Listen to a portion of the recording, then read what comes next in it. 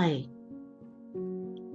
being a polio survivor, I know that feet of many polio survivors always remain cold to touch.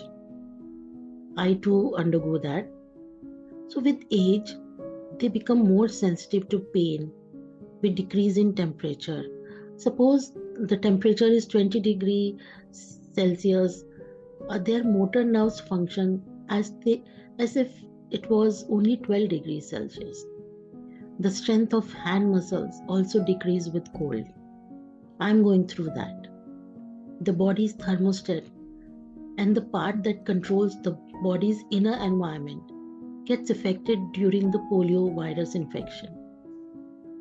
The nerves of the spinal cord also get affected.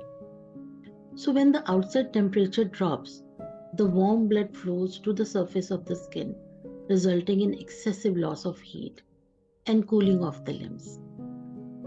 When the limbs cool, the veins that carry blood narrow and trap the blood in the capillaries. This causes the feet to look blue. The motor nerves don't work well. As a result, they contract less efficiently. Cold also chills tendons and ligaments, like putting a rubber band in the freezer. And this leads to their stiffness. The skin sometimes gets bluish in color. The movement of the weak muscles become weak and it becomes all the more difficult. A completely opposite situation happens in the cold during hot bath. Heat causes the arteries to relax and the oxygenated blood rushes to the skin. It becomes bright red. It can happen that if the person gets out of the bathtub or shower, the blood can suddenly pool in the legs and can cause a drop of blood pressure. You have to be careful for that. This can cause dizziness or even fainting. As the age increases, pooling of blood in the legs can cause swelling too. What can we do to keep ourselves warm? There is no way out other than to treat the symptoms of this cold intolerance. That is the management of cold intolerance.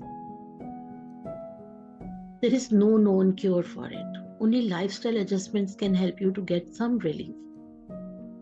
One needs to stay warm all the time. I do that.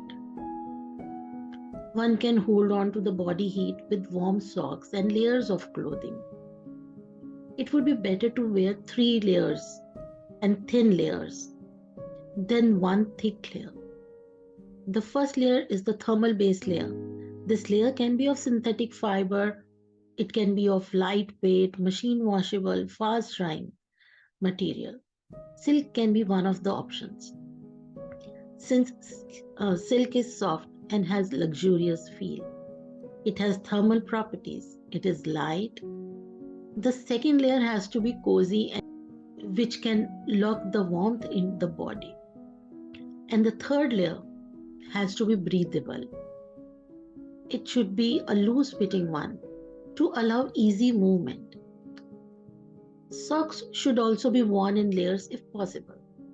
Taking care of the neck region is also important. Wear a turtleneck or a high neck. Caps, mittens, gloves, and scarves can be worn during the bitter cold days. While sitting on a chair or a recliner, feet must be elevated. Heating blankets, I use a heating blanket for myself. Heating blankets are very useful. When your muscles are warm, you not only feel better, you are also able to move and function with more ease and efficiency. And yes, regular massages, they can prove to be very useful. So all this comes from my personal experience, and I dread winters, but I have to manage myself. So I try to cope up with these lifestyle changes during winters. So it is famous worldwide that Delhi ki sardi is very chilling. So I have to take care of myself.